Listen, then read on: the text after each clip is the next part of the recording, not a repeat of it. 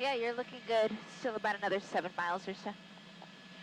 He's coming northbound on Valley Circle, which is the north-south. That's the west end of the valley.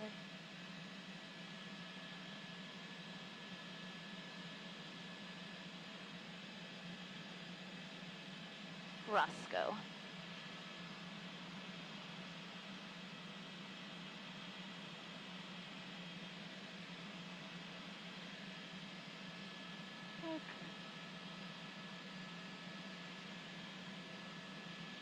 Okay, about another 5 miles, Rick. Right off the nose.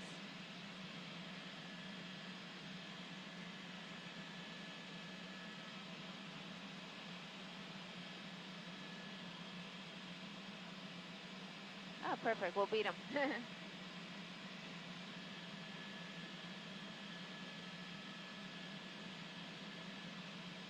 The airship is at about 1,400.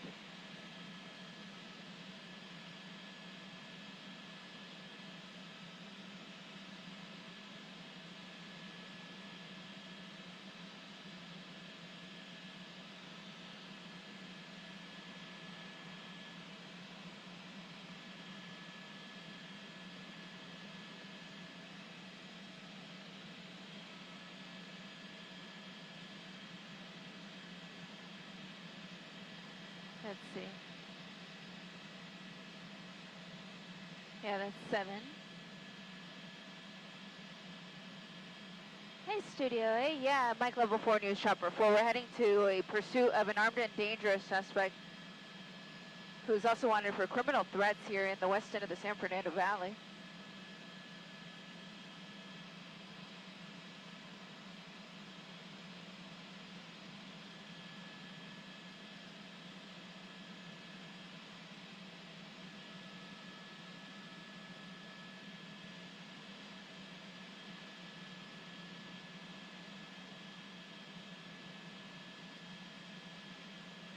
So it's should be kind of like at our 2 o'clock, Rick.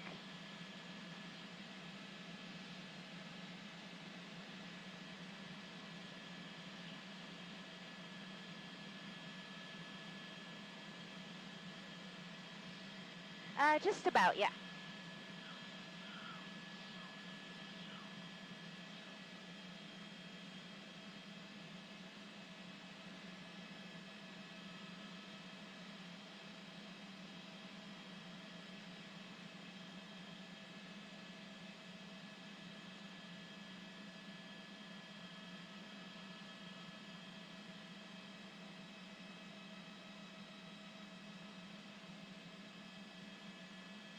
On Woolsey Canyon. Okay, so it's kind of like in the canyon that goes through the mountains. Yeah.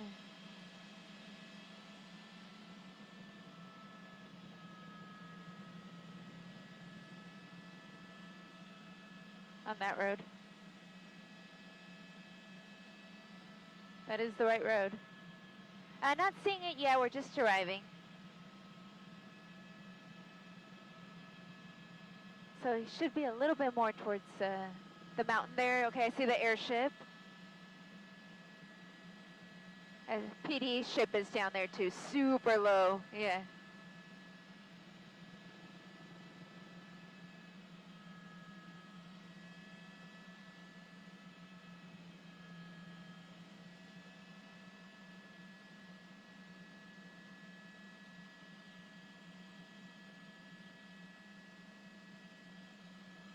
Yep, that's it.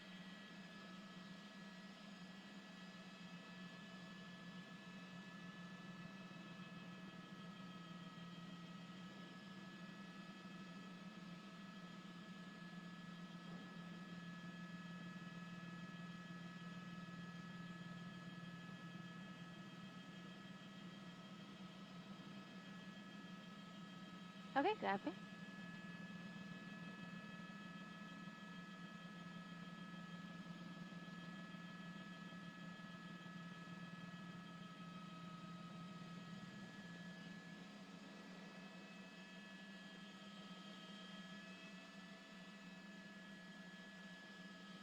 We're entering Simi Valley, actually, so we're coming through a canyon, so we'll see the car pop out there just on the other side.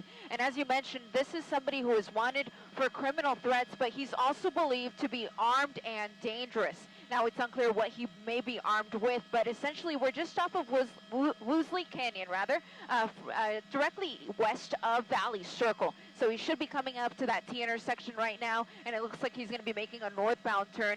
You see the LAPD officers, who are directly behind this vehicle. I'm going to count them now. I'm seeing about 5 units of the LAPD's West Valley Division that are in pursuit of this individual, and his speeds have maintained at about 50 miles an hour, airship overhead.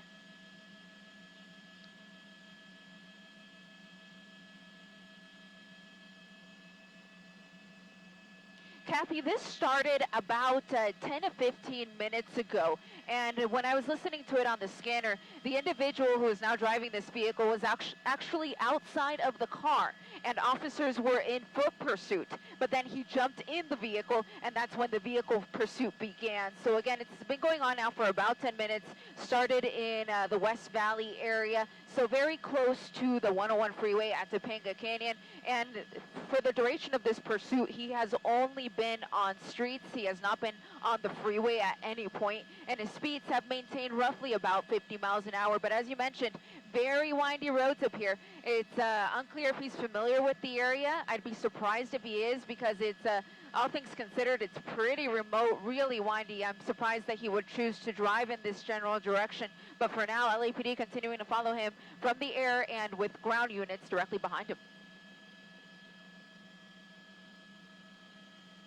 As far as we know, there is not.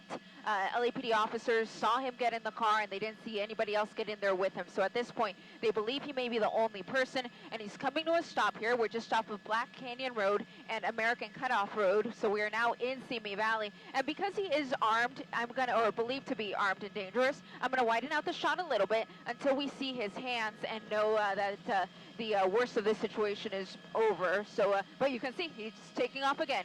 So his vehicle was not disabled. I thought maybe he had run out of gas, and that's why he was stopping or was willing to give up now here. But it looks like he was just waiting for those officers to get out of their vehicle and buy him a little bit of time so he could take off yet again.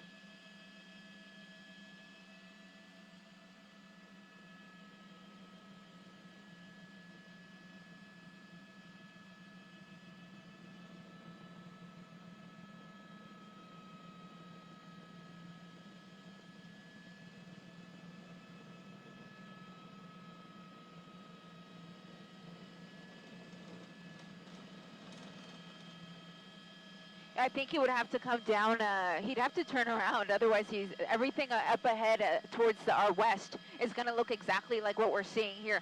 So essentially we are just, we're in Simi Valley, so in terms of the freeways, we're just south of the 118 freeway, not far from the Santa Susana Pass. And again, continuing here on Black Canyon Road, it's essentially just one lane in both directions. And as you mentioned, if he tried to turn around and head the other way, back in the direction that he came, he's going to be running right into those LAPD officers who are still in pursuit, those 5 units of the LAPD's West Valley Division, in addition to the LAPD airship overhead that continues to call out the individual's location.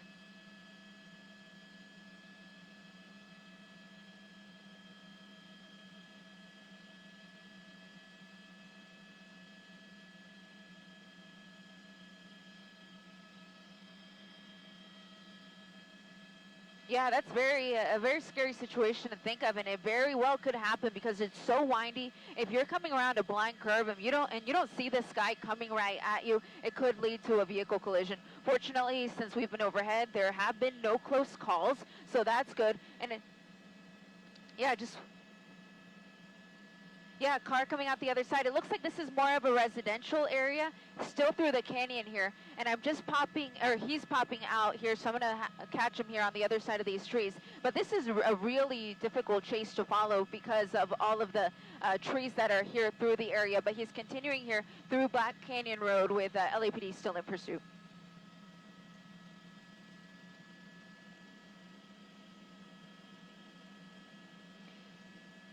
So as far as we know, when I was listening to it, it was, I believe he was in some sort of parking lot. and officers spotted him, and they knew him to be somebody that they were looking for in connection with a criminal threats incident. And they started giving chase on foot, and that is when he ran to this vehicle and got in. So as far as we know, the car is not stolen. He must own it. That's how he was able to get in so quickly and take off. But he has now come to a stop.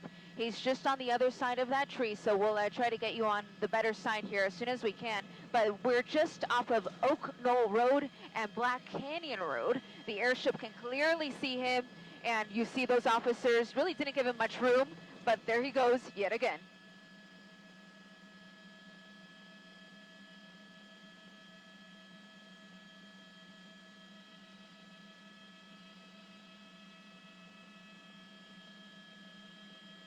Yeah, it really does buy the people in the vehicle a little bit of time to try to take off, as those officers, what they'll usually, oh, here's somebody, somebody's out of that home there, approaching the individual right now, trying to talk to him. Perhaps this is somebody that they know, but you can see that the two people there in the driveway in communication with the driver of this vehicle.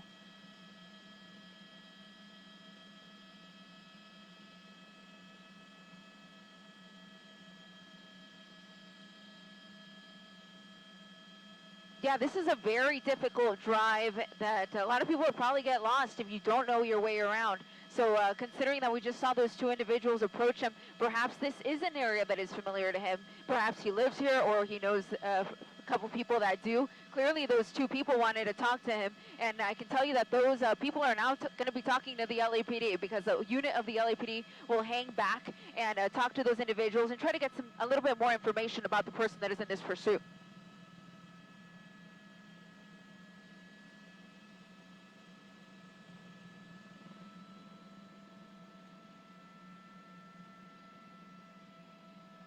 Yeah, here,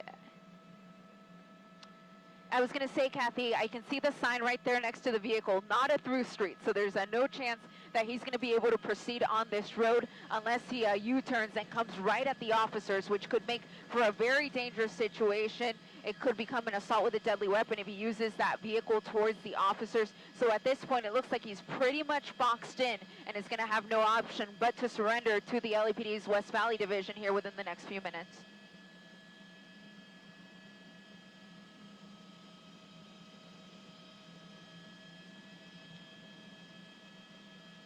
Yeah, looks like it's a property and some train tracks beyond that, yeah.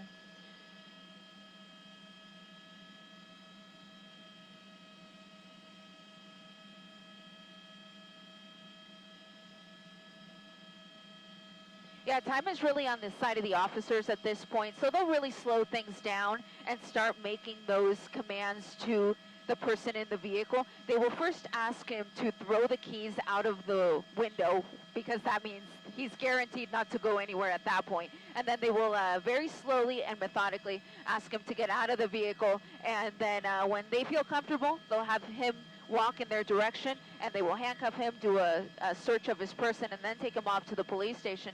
But of course, some of these situations end up in standoffs that could last for hours. And again, this is a person that was wanted for being armed and dangerous and for making criminal threats. Thank you.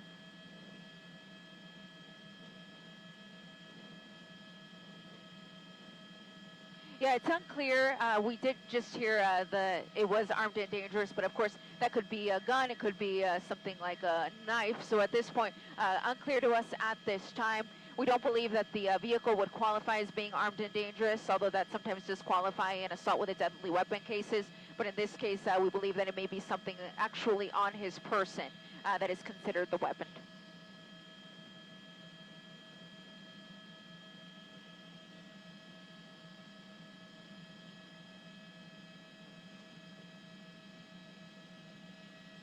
Yeah, very interesting indeed. But I can tell you that they most likely are talking to that individual on the loudspeaker right now, trying to get him to go back inside, because this is a situation where those officers have their guns drawn in the direction of that vehicle.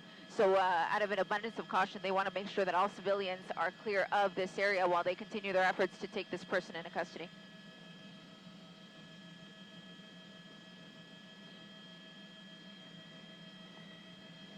Rick, can we move a little bit to the left? Just a little closer. Thank you.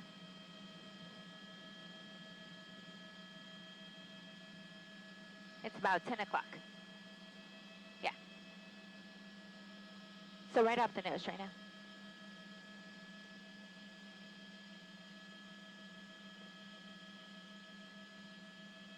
Perfect. We're getting closer.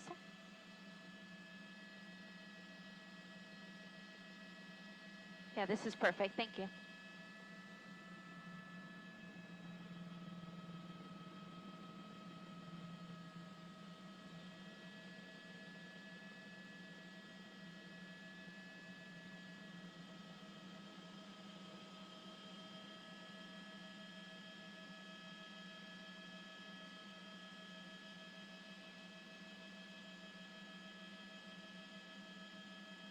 Thank you.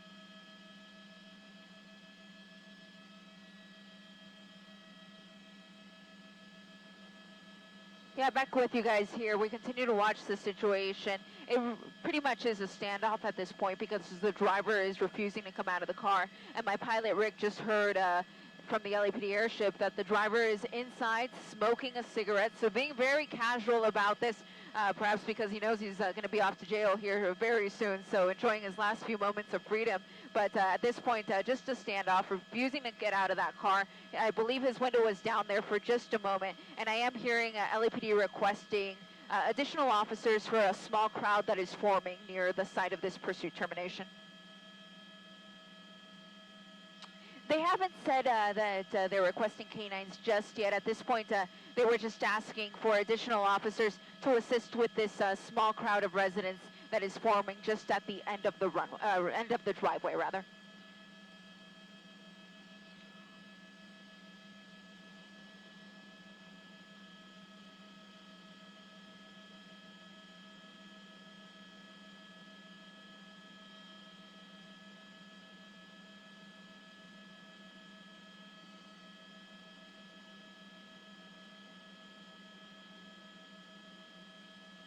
Yeah, and technically now we're in Simi Valley, so this could be a situation where Simi Valley police officers could come and assist with this pursuit termination, specifically with the crowd control element of it all. And again, we're just off of Oak Knoll Road and Rainy Road, so a residential area here, but it's somewhat remote here in Simi Valley near the Santa Susana Pass. So in terms of freeways, we're just south of the 118 freeway, a pursuit that started in the west end of the San Fernando Valley in the West Valley division of the LAPD has now come to a stop, though not an end here in Simi Valley.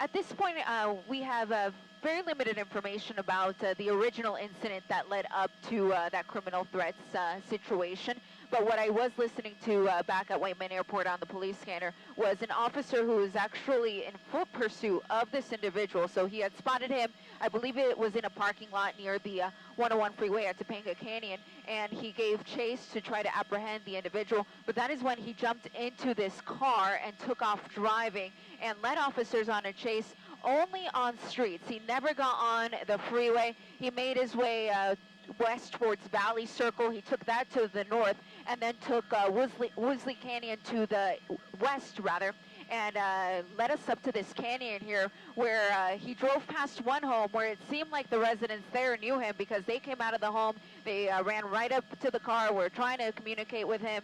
And that is when the vehicle continued on and eventually came to this driveway. So at this point, unclear if he has any connection to this home or if he simply got lost and ended up in this dead-end situation. But at this point, what we're hearing coming across our radios here is that the driver is still inside, being very nonchalant about the whole thing, just smoking a cigarette, while LAPD officers continue their efforts to take him into custody.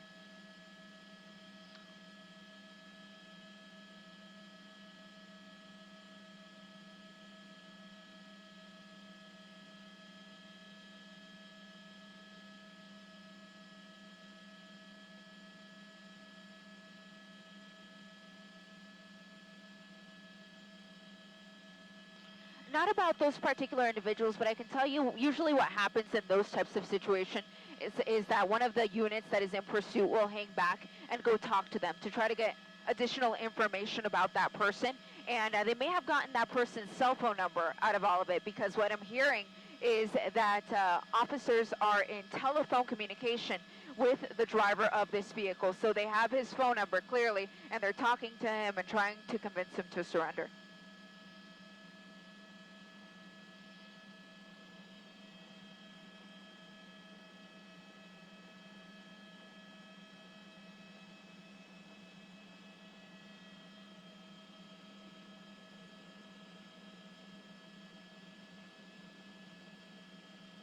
Yeah, so the residents nearby are going to be asked to shelter in place. It does appear to be that the home just directly to the east that you see there, that one appears to have been evacuated at least, just because of the close proximity of the situation. And officers do have their guns drawn in the direction of this car. Again, this was somebody who was considered armed and dangerous. We don't know what type of weapon may be involved, but clearly the officers do. So out of an abundance of caution, they have their guns drawn, and they also have their shields up just in case this turns into a shooting situation.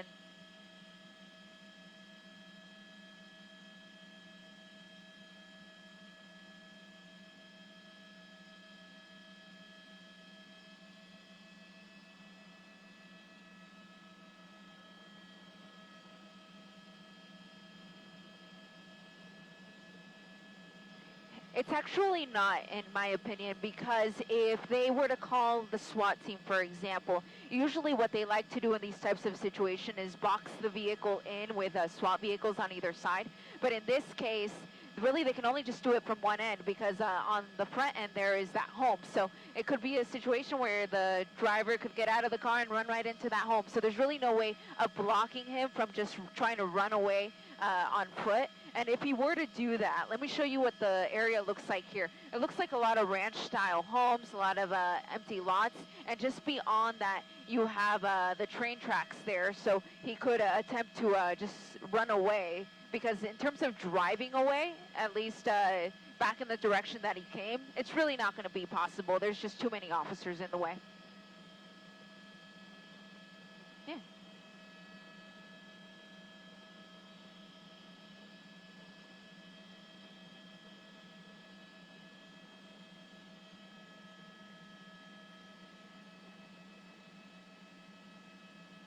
Yeah, let me take a look.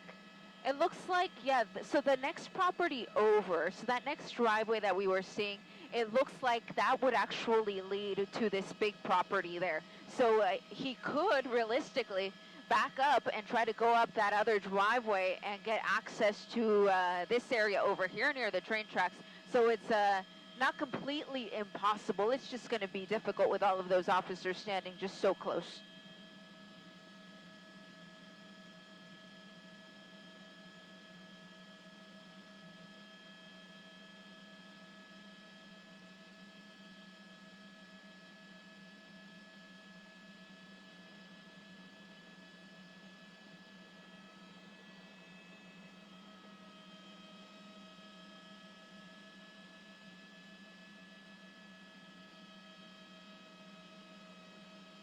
Yeah, his window's open. You can see his hand. So again, just very relaxed. We heard he was smoking a cigarette. He is in telephone communication with officers at least. So at least there's an open dialogue, and that's exactly what officers want, because they want to have that open dialogue where they can try to convince him to surrender, and they can get crisis negotiators out here if needed. As you mentioned, they can also get police canine. And if this turns into a SWAT situation, we would see the SWAT team come out here with their Bearcats, and that's when you may see those officers deploy less than lethal rounds into the vehicle, like pepper ball rounds and things of that nature, to try to get him to come out that way. But for now, really, time is on the side of the officers. They're really in no hurry to try to escalate things, especially if they know he is armed. They want him to come out peacefully and in a way where nobody gets hurt.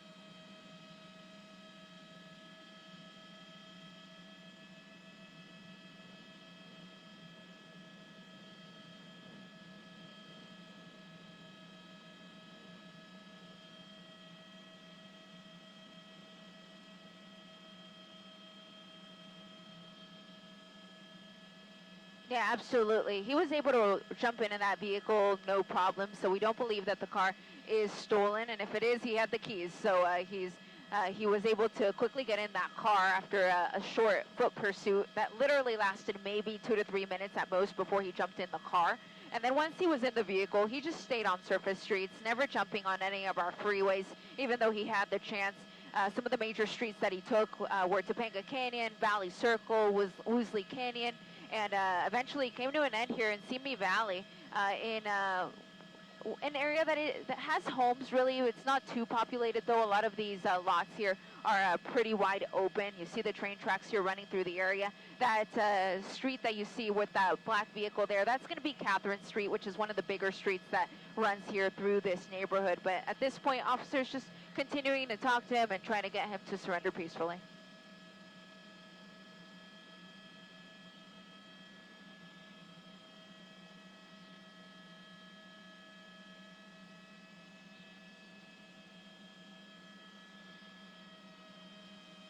Yeah, they are, and a great way to do that is to put up some caution tape. So that's actually what officers are working on right now. We had heard that there was a small crowd of residents that was gathering to watch all of this activity because under normal circumstances, this is a pretty quiet neighborhood.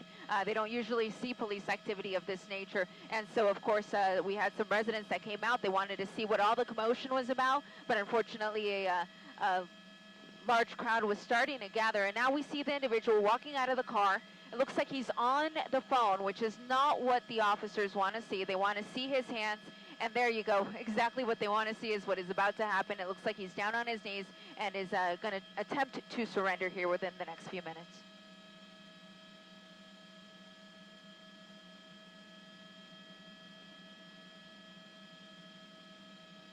This is exactly what they want, and even though it appears that that is a cell phone in his hand, they will want him to at least toss it off to the side, just out of an abundance of caution, so that they don't mistake it for a weapon per se. Because again, this was an individual that was wanted for being armed and dangerous and for making criminal threats.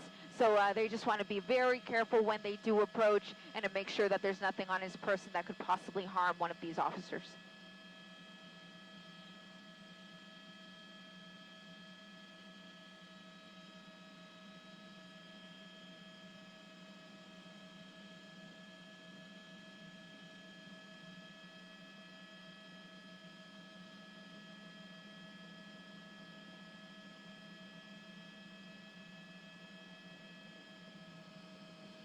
Absolutely. And they say in law enforcement that there's no such thing as a regular traffic stop because you never know what is going to happen. So officers have to be on high alert whenever they stop a vehicle. And in this situation, they knew that this man was possibly armed, so they had to be extra cautious. And you see a team of officers is now approaching him with their guns drawn, and they're going to handcuff him and help him up to his feet. They will then walk him back to one of the patrol units and search him to make sure that there's nothing on him that could possibly harm the officers. And then they'll also do a quick search of the vehicle just to make sure that nobody else is inside.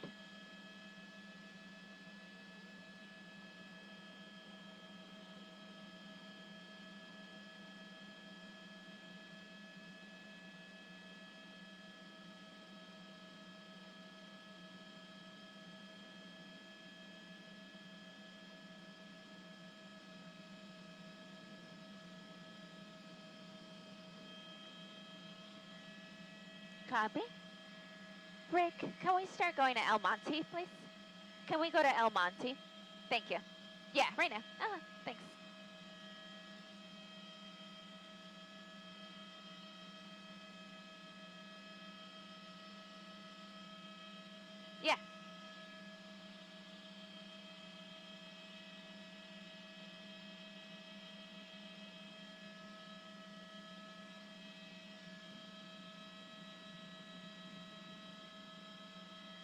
Jamie and the microwave, our ETA is 23 minutes.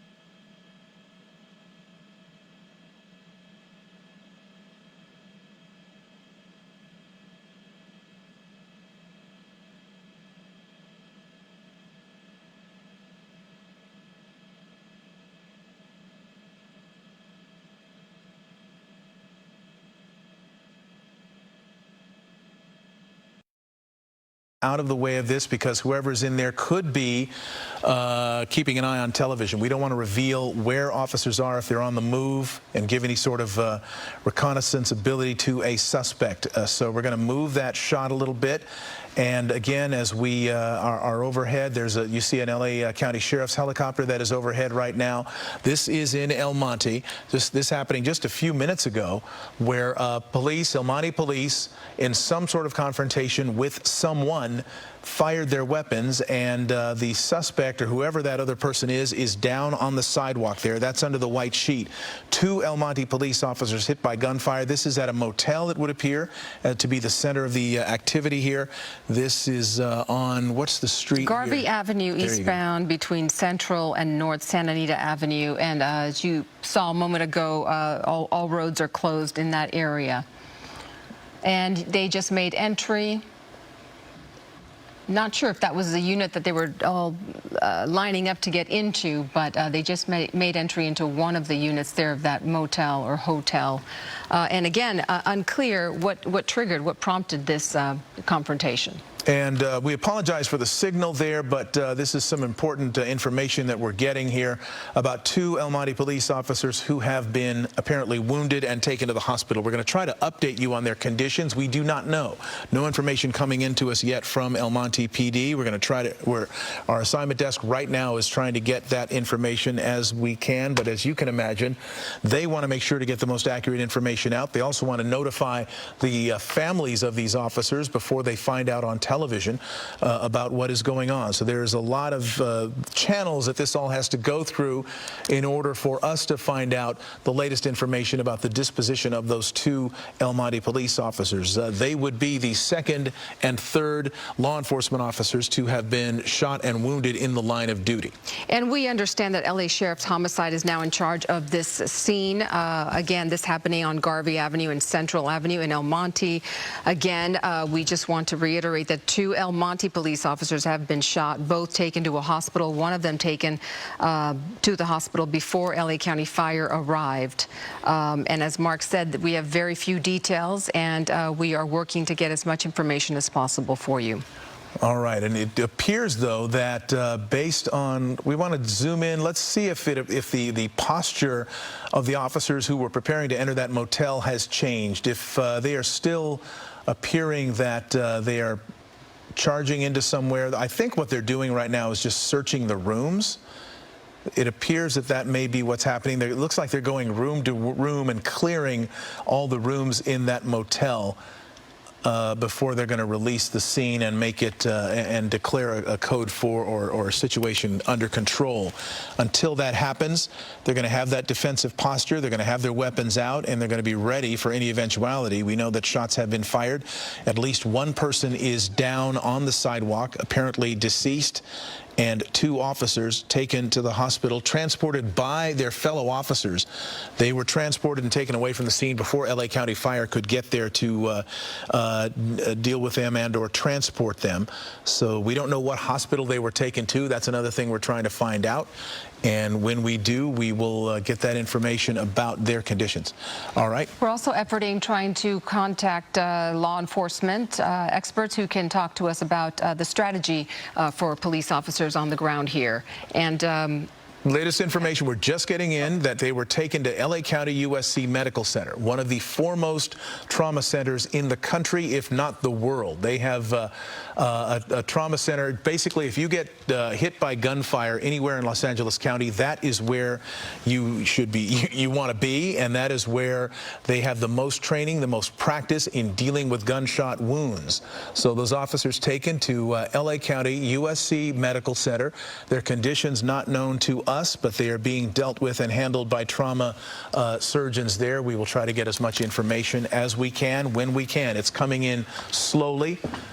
We don't know if this is the unit that an officer was in. It looks like somebody's being treated, doesn't it, Giovanna, in the back of that unit? It sure does. Again, you're looking at live pictures from Air 7 of El Monte, and you see that there are fire crews there. It does appear that they are assisting someone in the back seat. It's unclear, and we do know that there is one body laying on the ground there and 2 El Monte police officers who have been transported to LA County USC. All right, so what we're hearing now is the person in the back of that sheriff's unit is someone who's in handcuffs, and they are checking on that person before that person is taken, we presume, to jail or to some sort of medical facility to be further checked. But there's somebody in handcuffs in the back of that sheriff's unit.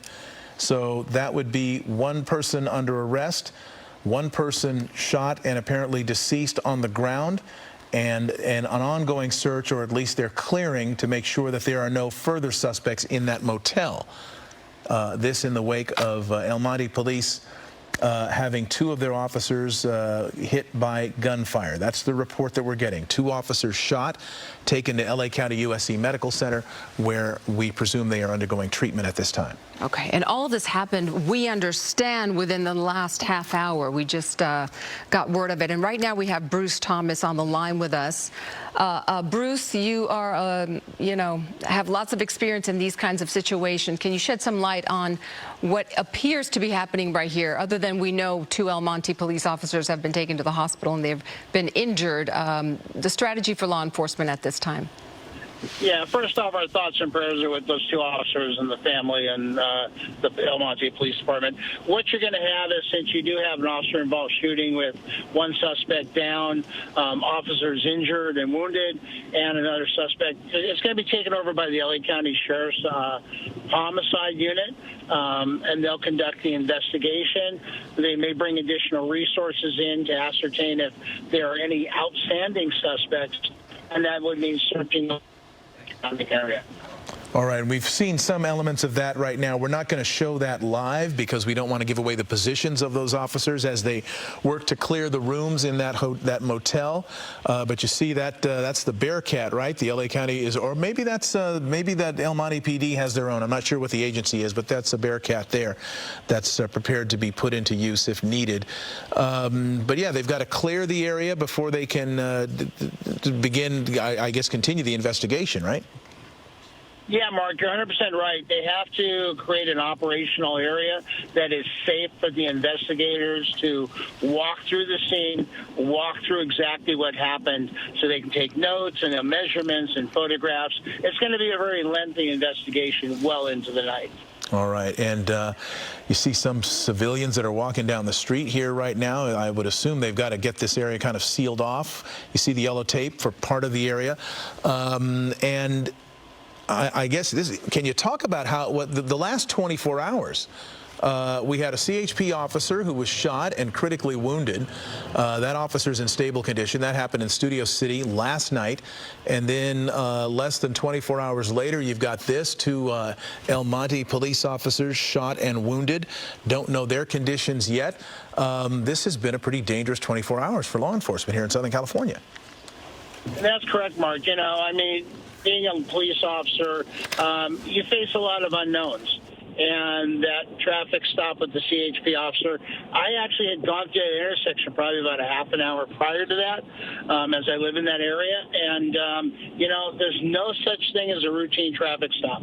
and I think we've talked about this before. That's a tragedy. I would like to know what precipitated that. Was it outstanding warrants? Did the guy just commit a crime? But here's a police, CHP officer who stops a vehicle just for traffic violations, and it turns almost into a deadly encounter. And then in this case, the El Monte stop, were these people on a door knock? Was it a pedestrian stop, a vehicle stop? That will be ascertained. But law enforcement, it is a dangerous job. Dangerous job, and there's no such thing as a routine, pretty much anything. Routine calls can turn into very, very dangerous situations in a matter of seconds. We do see one suspect down and 2 officers that have been hit by gunfire. And Bruce, earlier we were showing the officers who were armed, and they were going seemingly door to door in that what we think is a motel. Did it appear to you as if they were clearing the motel, or perhaps looking for another suspect? I know it's speculation, but any thoughts on that? Yeah, I'm going to go probably with both. There may have been some eyewitness accounts who said there was a third individual, maybe ran into one of the rooms. So they're going to clear that hotel, but also they're going to identify people in that hotel, if it is a motel, and I think it is, as witnesses. This is a criminal investigation, and there are a lot of players involved. The LA County District Attorney's Office, Sheriff's Homicide. I'm sure El Monte has their own detectives that will be involved in this. Use of force teams, shooting team rollouts. So there's a lot of players that are going to be walking through this crime scene. All right, and the fact that they were taken to LA County USC Medical Center's trauma center, that's good for those wounded officers, isn't it? Yeah, anytime somebody is injured like this police officer, and even a suspect, you want to go to a level 1 trauma center. For the Valley, it would be Northridge Hospital. For down there, it would be County USC, Martin Luther King Hospital, down further South Central. You want to go to a level 1 hospital because that means they have certain key staff on duty that can render the professionalism that they need to do. Okay, Bruce, thank you. We're coming up at 6 o'clock, and I need to tell you, you're watching Eyewitness News. We've been following breaking news. This is happening in Air 7. You're looking at live pictures from Air 7, and this is a scene of police activity. As you can see, that's obvious. But 2 El Monte police officers have been shot and rushed to a local hospital. They have been injured. There's also on the scene there, to the left of this picture, a body under a tarp. We do not know what happened here. We don't know what triggered this confrontation, but an officer-involved shooting in El Monte, and we've been following this now for about 10, 15, 20 minutes. As we try to gather information from the El Monte PD, it is not a large department, and you can bet that the people who would ordinarily be responding with information are very, very busy right now dealing with the particulars of this scene. They're responding to what is happening here and are very busy and unable, we think, at this point to give us a lot of information about what has actually happened. They're trying to find out for themselves and hopefully pass that information along to us. And as the LA County Sheriff's Homicide Division is going to take this over, we're going to try to get information from them because someone has died here. It appears to have been the suspect. Those 2 police officers taken to the hospital, LA County USC Medical Center, where that is a level 1 trauma center where they are being treated at this time. No word on their conditions as yet. But as you see, Javon, it looks like the posture of the officers who are there seems a lot more relaxed than it was when we got here about 10, 15 minutes ago. That's right, Mark. And I just want to point out, you're looking at two boxes there. To your left is live pictures of what's happening right now. The video on the right was taken earlier today. And Mark, we can say that one suspect is in custody. However, it is not clear if the suspect that we are hearing is in custody is the one. Okay, we're just getting word that the suspect is deceased and is that of the body on the ground under the tarp is the suspect that police had an exchange of gunfire with. And we saw earlier, it's kind of, we're getting, we got some pictures from earlier, and you saw them walking a suspect to a sheriff's vehicle. So we're trying to find out who that person is, if that person is connected with this, and whether that person was the one that was being tended to by LA County Fire Department paramedics just a little while ago while we've been covering this scene. But, you know, the thing we want to find out most is what the condition is of these police officers right now. Yes, and Bruce Thomas is still on the line. Bruce, any thoughts? You know, anytime you have an encounter like this, the individual in the car could be someone that was with the deceased suspect, may have information to what precluded this stop of some sort and this ultimately exchange of gunfire. But also, you know, like Mark said, you have a smaller department and their thoughts and prayers are at the hospital with their injured officers, and that's where mutual aid comes in. The LA County Sheriff's Department being the big brother, a lot of resources, we can come in and fill that void. It appears that void being filled right now. They have they've checked that motel and they appear to have cleared it because they're not going room to room right now. You don't see officers with guns drawn appearing to look for anything or anyone right now. So that would indicate that their search is over, or their effort to clear the motel is over. And so the one person that is in custody is, in fact, deceased, according to the El Monte Police Department. And that is the way it stands right now. They are not letting us, we have no information yet on how their officers are doing, having been apparently both hit by gunfire in this exchange with that suspect who is now deceased. And if you're just joining us, this is all happening in El Monte on Garvey Avenue and Central Avenue. The roads closed there, as you can see. This police activity beginning about a half hour ago at a motel. Not sure what the name of this motel is just yet, but we do know that there was gunfire exchanged between El Monte Police. Well, there's a name there. It's Siesta Inn Motel, the Siesta Inn Motel on the 10,000 block of, we believe that's Garvey Avenue.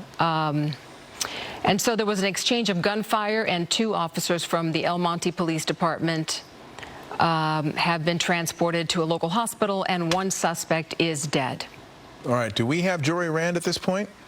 All right. Let's go to Jory Rand, and he is following the shooting. You're following the shooting that happened yesterday, correct, Jory? The CHP officer who was shot and wounded. It's been a busy day. That's right. It appears that law enforcement in this area is under attack. 2 shootings in less than 24 hours. This one happened in Studio City around 8 o'clock last night. Started with a traffic stop. The driver got out and tussled with a CHP officer before pulling out a gun and opening fire. That officer is now in a hospital. That driver apparently fled here to Van Nuys, lives not too far from here, and wound up spending the night in this tent here behind me. A bloodhound led officers to find him when he was placed under arrest this morning. With that, the more than 12-hour manhunt for the person who shot a CHP officer last night came to an end this morning in Van Nuys. PJ Khoshrabadi was found hiding inside a homeless man's tent, tracked down by a bloodhound. He was placed under arrest, and a handgun was found inside that tent. The man who lives there says Khoshrabadi admitted to the crime, saying he did it because he didn't want to go to jail. He said that he shot that officer. He told us, and he had blood all over his clothes. He kept saying, I'm dead, I'm dead, I'm dead. He kept saying that, but I'm sure he probably is experiencing some kind of PTSD. Khoshrabadi's brother says that he does, writing today on social media that he's a former Marine who lost every other member of his unit either killed in Afghanistan or by suicide or disease back home. There was, of course, another life nearly lost last night. That CHP officer who tried to pull Khoshrabadi over in Studio City wound up getting shot and is still in critical condition today. Mr. Rosradi then supplied a weapon where he shot our officer multiple times. Our officer right now is in critical and stable condition, so he's doing well. And he is a 27-year-old male that's been on with us for just under a year. So officers moved extremely fast in this case. Khosrowshahi told the man who lives in that tent last night, he showed up at his apartment where his sister lives last night, and police were already there. That's what led him to flee and find refuge in that tent last night. That's where police found him this morning. He is now facing a possible charge of attempted murder on a peace officer. Reporting live in Van Nuys, Jory Rand, ABC 7 Eyewitness News. All right, Jory, thank you. We're going to go back to the breaking news in El Monte. 2 El Monte police officers shot and taken to a hospital. We have Chris Christie over the scene now. Chris. Here as we pull up in Air 7 HD, you can see a very large crime scene has been established. The situation does not appear, at least from my vantage point at this point, does not appear to be active. The situation is de-escalating and a major investigation is about to get underway as Garvey Avenue is completely shut down from Central to Santa Anita with lots of LA County Sheriff's deputies and El Monte PD on scene, several firefighters on the scene down there, and I think I even saw another agency as well. Some unmarked units playing a role here. This is all happening in front of that motel that you guys have been talking about, but as I mentioned, it does not appear at first glimpse by my eye to be an active situation. Things appear to be static. You can see that suspect under a blanket there on the side, and as I mentioned, a very large investigation set to take place after 2 police officers have been rushed to County General in unknown condition as far as I'm aware, guys. All right, Chris Christie live in Air 7 HD. Thank you for that update. We'll be right back with more breaking news right after this.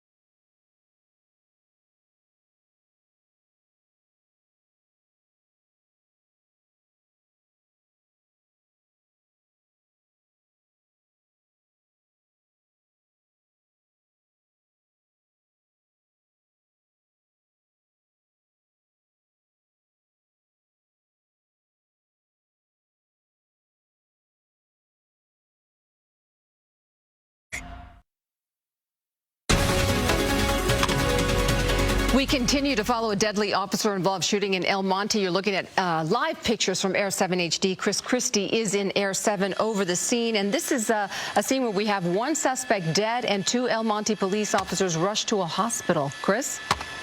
That's right, Giovanna. 1 suspect dead on the scene there, and then 2 other officers rushed to County General, USC, where they are being treated. In the meantime, you can see LA County Sheriff's Department taking over this major crime scene investigation after that shootout took place just in the last 45 minutes or so. El Monte PD officers down there, unmarked units as well, and you can see this is all happening in front of a motel along Garvey Avenue between Santa Anita Avenue and Central. Again, Garvey completely shut down here. A tremendous law enforcement presence as that investigation gets underway. Again, lots of details to fill in here, and of course, as we get those details, we will bring them right to you. Reporting live from Air 7 HD, I'm Chris Christie, ABC 7 Eyewitness News. Part of a busy and dangerous afternoon for law enforcement here in Southern California. Before this, we were covering a pursuit, breaking news, this one ending in Simi Valley just about a half an hour ago. That became a standoff with a reportedly armed suspect. This began in the San Fernando Valley near the Topanga Mall. We're told the person behind the wheel of this Acura TL was wanted for making criminal threats and that police considered him to be armed and dangerous. Again, he drove into Simi Valley, appeared to get boxed in and stopped the car, but for a time refused to get out. That was just after 5:30, and that's where things stood for close to half an hour before he finally surrendered to LA police. All right. In other news, temperatures are about to jump, but not for long. The AccuWeather 7-day forecast is next.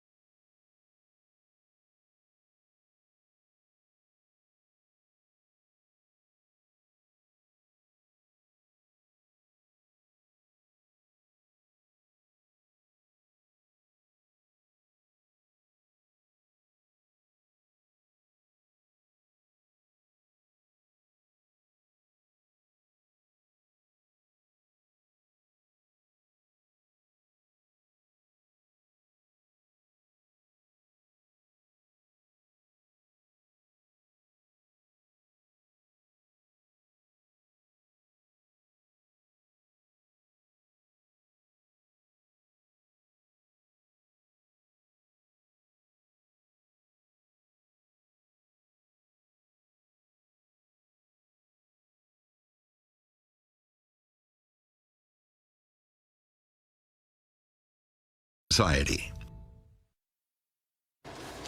We've been enjoying some cooler temperatures. It's been nice, but we're in for another warm-up. Here's Alex Cheney with the details. That's right, Giovanna. Today was warm, but tomorrow is about to be hot. It's going to be a heat wave for a couple days in Southern California, and then temps cool down by the weekend. Right now, Long Beach is beautiful outside under some sunny skies. There were some clouds out near the coast this morning, but things opened up this afternoon, and absolutely beautiful out there. Van Nuys right now, 84 degrees. That'll be more into the 90s by tomorrow. And Riverside, 81 degrees right now. I have temperatures in the Inland Empire jumping into the mid-90s by tomorrow. Downtown Los Angeles hit 78 degrees for the daytime high today. Yesterday was 77 degrees, so temps right about their seasonal averages. Here's what's happening in the satellite perspective. So the trough that made things a little bit cooler yesterday has now moved well to the east. Temps about 61 degrees in Salt Lake City. Here's what I think is coming up for Southern California by tomorrow.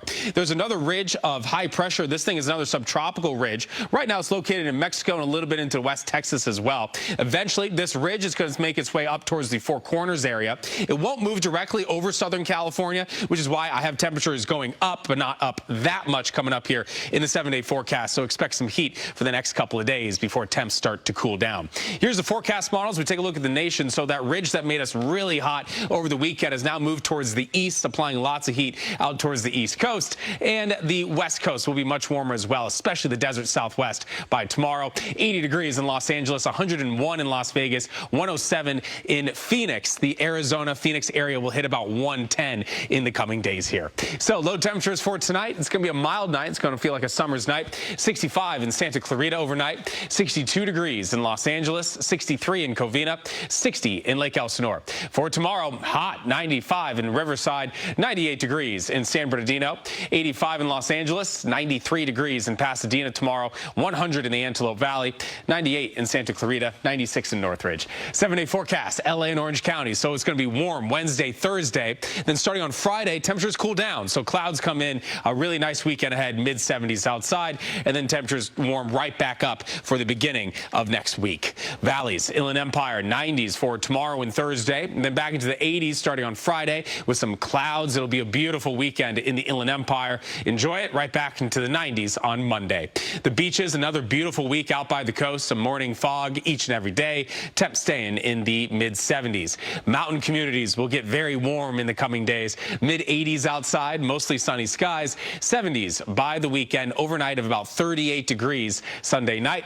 And the deserts will be the hottest place, 100 degrees Wednesday and Thursday, cooling off into the mid-80s by the weekend. So Southern California getting hit with another heat wave for a couple of days here. But the good news here is temperatures cool off for the weekend. All right, Alex, thank you. It's time for the SoCal Honda Dealers Sports Report. Nice weather for a freeway series, wouldn't you say, Rob? That's right, a brief one at Dodger Stadium. Mark and Giovanna. The Angels and the Dodgers meeting up for the first of 4 freeway series games this season. They'll play today and tonight, or make that today and tomorrow at Dodger Stadium. Then they'll play 2 more at Angel Stadium next month, right before the All-Star break. Our Kurt Sandoval joins us live from Dodger Stadium with the preview. Hello, Curtis. Hello, Rob. You know, with both these teams struggling right now, good thing there's a lot of star power. Tonight there will be 6 former Major League Baseball MVPs on the same field.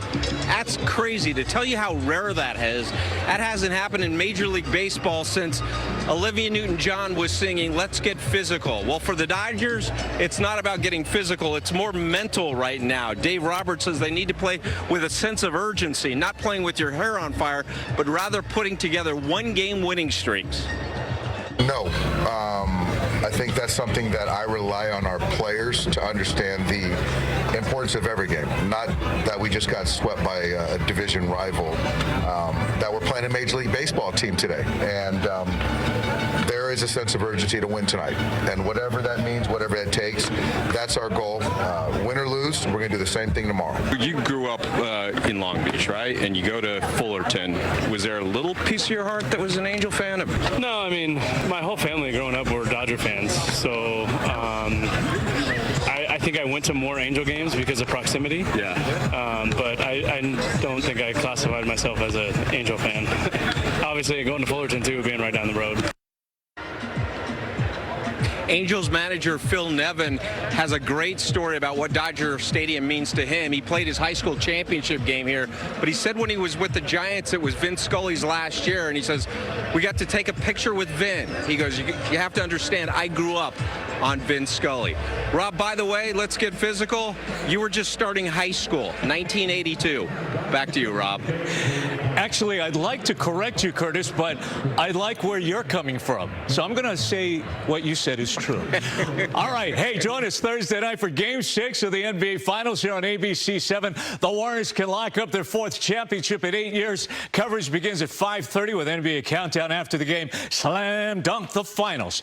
And tomorrow, the Stanley Cup Final begins right here on ABC 7. Tampa Bay seeking a 3-peat while Colorado's going for their first championship since 2001. Coverage begins at 5 o'clock. Serena Williams will be at the All England Club after all, going after an 8th Wimbledon championship. The tournament announced today that the 23-time Grand Slam champion was awarded a wild card entry for singles, marking her return to Grand Slam action after a year away. The 40-year-old Williams will tune up for Wimbledon by playing doubles at a grass court event first, teaming up with Ons Jabeur in Eastbourne, England next week. And we'll, of course, we'll have highlights from the Dodgers and Angels' first regular season meeting tonight at 11 o'clock. Mark and Giovanna, send it back to you. All right. See you then, Rob. Okay. Thank you. And we continue to follow breaking news in El Monte. 2 police officers shot, 1 suspect dead. Air 7 HD over the scene. We'll bring you an update next.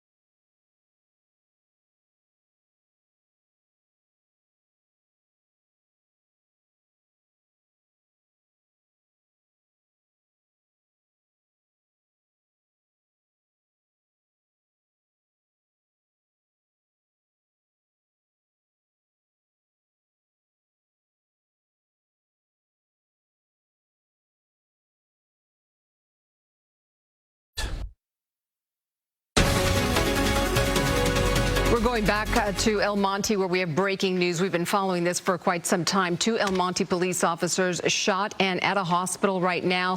1 suspect dead. We've got Chris Christie over the scene. Chris. That's right, Giovanna. Take a look at the scene here along Garvey between Santa Anita Avenue and Central, where those officers are now preserving the crime scene. Homicide detectives on the way out here from East LA. Those are going to be LA County Sheriff detectives who will take over this investigation. And to give you an idea of what happens when a cop is shot, take a look at the amount of law enforcement that has shown up here right down the road along Santa Anita. No less than about 40 or 50 cops on the scene down there, assisting in any way they can, again, mostly at this point, to preserve the crime scene after a violent shootout about an hour ago involving 2 El Monte police officers who had been rushed to County USC. 1 suspect is dead at the scene. Reporting live, Mayor 7 HD, I'm Chris Christie, ABC 7 Eyewitness News. All right, Chris, thank you very much. ABC7's All Good News is sponsored by Dignity Health Southern California. Hello, human kindness. It's about time for some good news. A lot of kids pretty tech savvy these days, but not everyone has access to learning critical computer skills like coding that can help them land jobs once they get out of school. In this week's All Good News, Ashley Mackey shows us how a new center in South LA is giving teens opportunities to learn a skill that can really pay off. A new Best Buy Teen Tech Center recently opened in South LA, and community leaders say by making technology tools more accessible, they hope it gives their kids a leg up. We look at these opportunities of technology as not being the jobs and careers of the future, but of today. So we're trying to arm our kids with the tools they'll need to be able to be competitive and excel, particularly in technology. There's almost 50 teen tech centers across the country, but this location in the Van Ness neighborhood in South Los Angeles is the third one to open in LA. This space is all about giving everyone in the city access to the LA tech ecosystem, but really coming into South Los Angeles and saying, you're part of this success story too. We want you to have training, we want you to have jobs, and here's the equipment. Students have access to tools to help learn skills in coding, music production, digital media, and more. It's been a great experience. They explain everything really well, and it's just been really fun to learn how to Photoshop, because I didn't know how to Photoshop at first, and now I'm really good at it. I think they'll learn a lot, exposure to emerging technologies, which is something that some children would not have access to, including, my son, if it were not in the community, unless we travel outside of our community.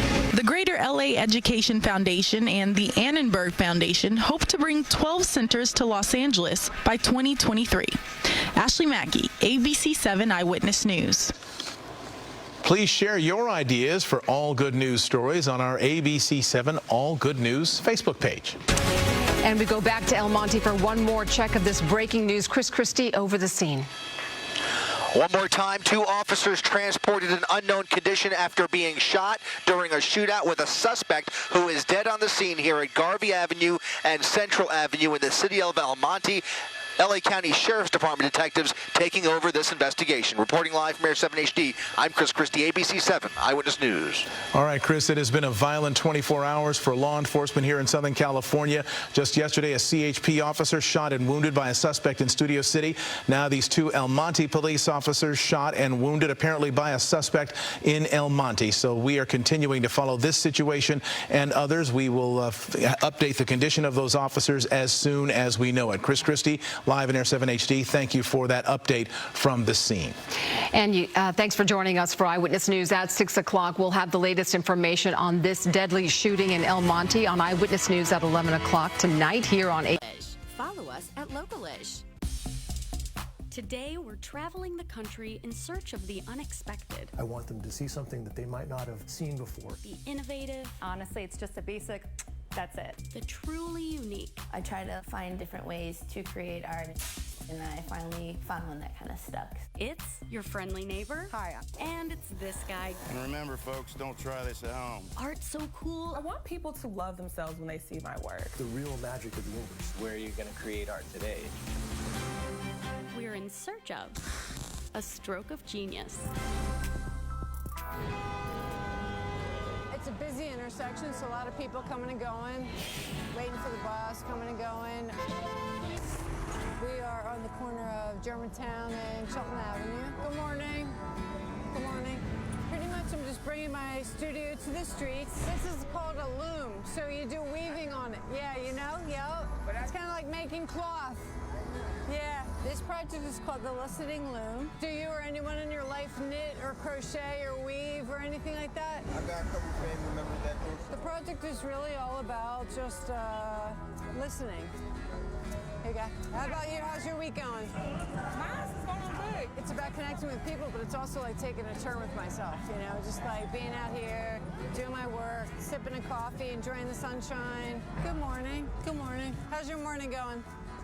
It's all right, yeah, good. It's really critical that we figure out ways to slow ourselves down. Hey, good morning, guy.